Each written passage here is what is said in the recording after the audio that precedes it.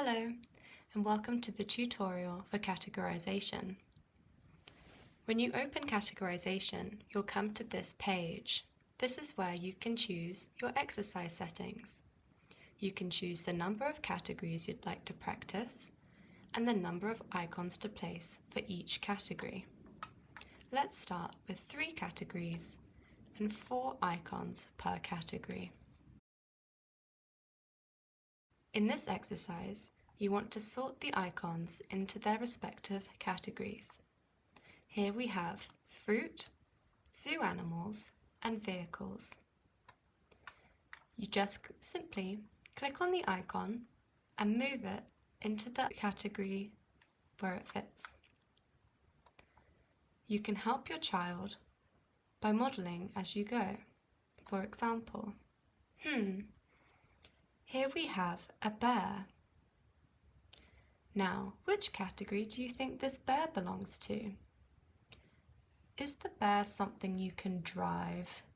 No. And is the bear a piece of fruit, something that's healthy to eat? No, I don't think so either. That must mean he's a zoo animal.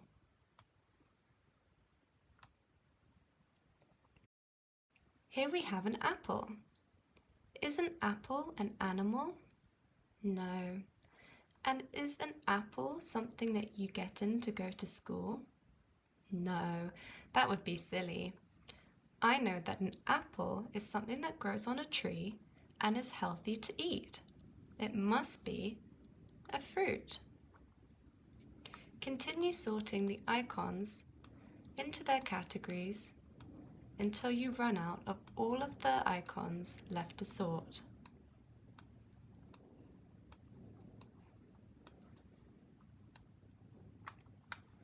When you think everything is in the right place, click on the Finish button. You'll gain experience points for completing the exercise. You can then repeat the exercise, or you can go back to the home page and choose a different exercise to practice. If at any point you get stuck doing this exercise, you can click on the Tips icon in the bottom right-hand corner, and it will tell you exactly what to do and how to model some language.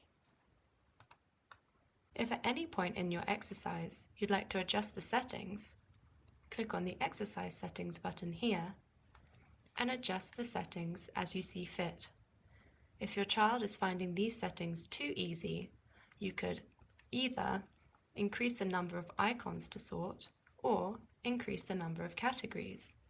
And if they're finding it too difficult, you can reduce the number of categories and reduce the number of items. The settings will immediately adjust when you go back into the exercise. I hope that is helpful, and I hope you enjoy using categorization with Chatterdillo.